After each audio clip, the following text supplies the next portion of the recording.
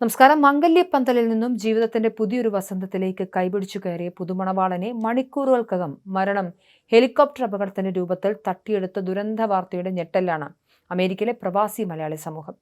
അമേരിക്കയിലെ ജോർജിയയിൽ ഉണ്ടായ ദാരുണമായ ഹെലികോപ്റ്റർ അപകടത്തിൽ കൊല്ലപ്പെട്ട മലയാളി യുവാവ് ഡേവ് ഫിജിയുടെ സംസ്കാര ചടങ്ങുകൾ വൻ ജനാവലിയുടെ സാന്നിധ്യത്തിൽ നടന്നു.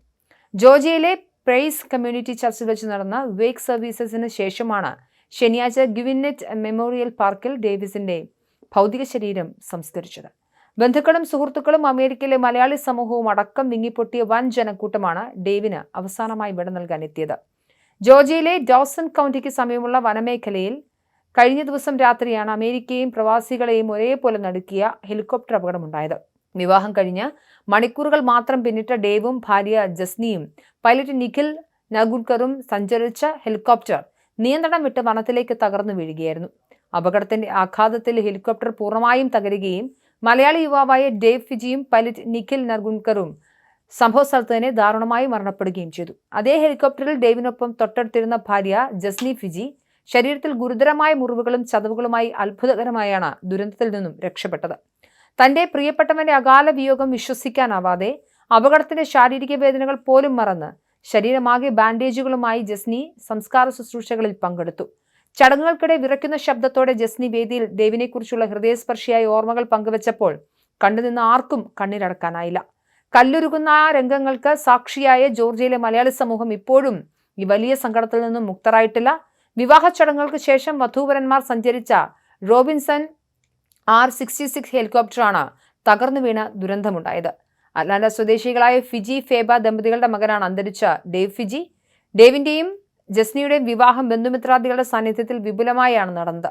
ആഘോഷങ്ങൾക്ക് ശേഷം വടക്കൻ ജോർജിയയിലെ വിവാഹവേദിയിൽ നിന്നും മടങ്ങവെയാണ് വധൂവരന്മാർ സഞ്ചരിച്ച ഹെലികോപ്റ്റർ തകർന്നത്. ഡോസൺ വില്ലയിലെ 24 മൗണ്ട് വെർണൻ ഡ്രൈവിന് സമീപമുള്ള വിജനമായ വനപ്രദേശത്താണ് ഹെലികോപ്റ്റർ പതിച്ചത്. അപകടത്തെക്കുറിച്ച് പ്രാദേശിക ഭരണകൂടവും US ഫെഡറൽ ഏജൻസികളും സംയുക്തമായ അന്വേഷണം ആരംഭിച്ചിട്ടുണ്ട്. അപകട വിവരം അറിഞ്ഞ് Dawson county Sharif office, fire and EMSS യൂണിറ്റുകൾ എന്നിവർ ഉടൻ തന്നെ സ്ഥലത്തെത്തി രക്ഷാപ്രവർത്തനം നടത്തിയിരുന്നു. തകർന്ന അവശിഷ്ടങ്ങൾക്കിടയിൽ നിന്നാണ് ജസ്നിയെ പരിക്കുകളോടെ രക്ഷപ്പെടുത്തിയത്. അപകടത്തിന്റെ യഥാർത്ഥ കാരണം കണ്ടെത്താനായി നാഷണൽ ട്രാൻസ്പോർട്ടേഷൻ സേഫ്റ്റി ബോർഡ് അന്വേഷണം ഏറ്റെടുത്തു. ഈ വിമാനാപകടം വ്യോമയാന മേഖലയിലും വലിയ ചർച്ചകൾക്ക് വഴി തുറന്നിരുന്നു.